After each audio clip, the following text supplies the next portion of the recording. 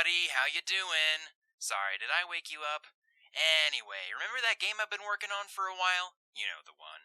Well, I'm at a stage now where it's nearly complete, and I just need you to playtest it for me. You owe me anyway.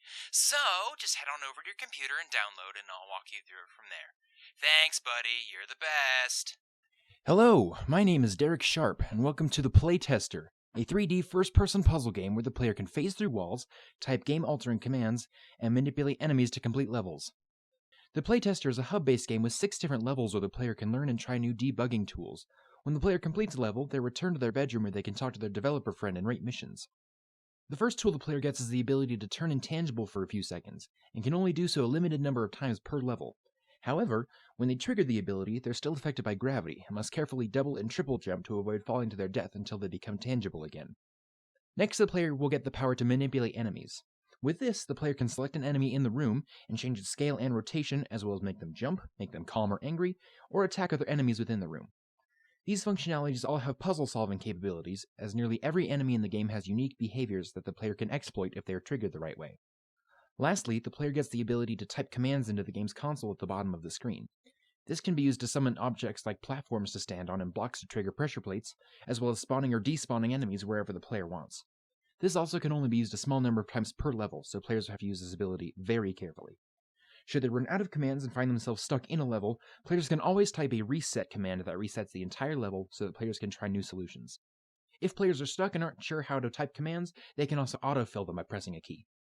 Any tools the player gets in a level can be used in all previous levels as well, so whenever a new ability is earned, the player can try it out in previous levels to see how the level changes.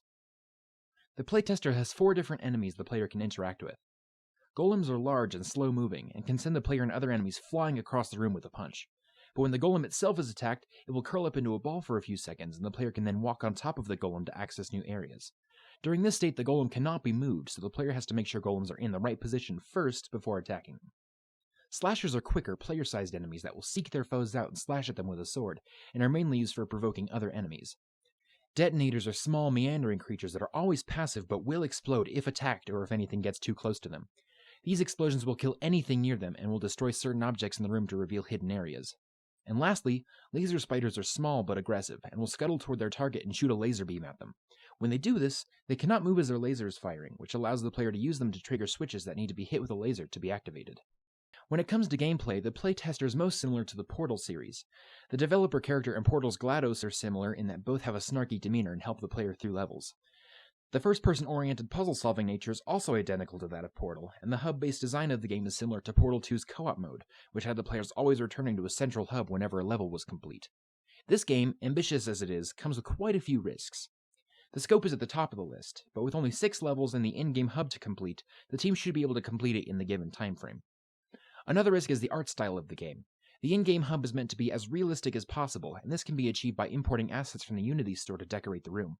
The levels, however, are meant to be as video gamey and non-realistic as possible, and this can be done by having little to no decoration throughout the level, so that only the elements relevant to the level itself are shown. One last risk is the player character's developer friend.